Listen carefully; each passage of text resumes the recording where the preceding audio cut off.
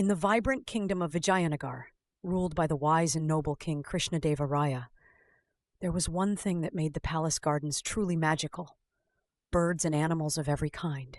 The king was famous for his love of rare and exotic creatures. From colorful parrots to graceful deer, his palace brimmed with nature's wonders. But one sunny morning, something extraordinary and a little mischievous was about to happen in his grand court. As the royal court bustled with ministers and scholars, a visitor stepped in carrying a small ornate cage. Inside the cage sat an astonishingly colorful bird. The visitor bowed low before the king, holding the cage out with dramatic flair.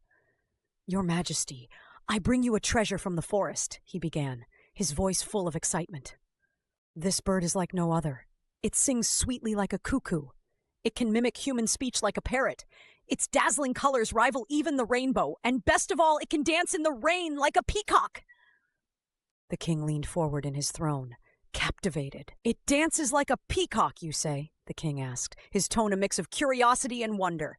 "Yes, Your Majesty," the visitor replied eagerly. "It's a marvel of nature. Surely no bird in your collection can match this one." The colorful bird puffed its chest and made a soft cooing sound as if to echo the man's boast. Impressed, the king turned to his treasurer. 50 gold coins, he declared. "Give this man 50 gold coins and place the bird in the palace garden. Such a rare creature deserves the finest care." As the court proceeded to applaud the king's generosity, Tenali Raman, the court's wisest and wittiest advisor, rose from his seat.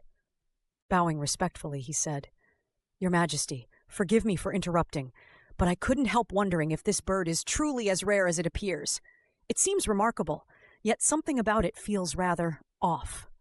The court grew quiet. Tenali's words often carried wisdom wrapped in humor, and the king was always willing to listen. "What do you mean, Tenali?" the king asked thoughtfully, raising an eyebrow. Tenali smiled and gestured toward the cage. "Your Majesty, with your permission, I'd like to conduct a simple test. If I'm wrong, I will bow before the grace and beauty of this rare bird. But if I'm right, perhaps there's more to this tale than meets the eye."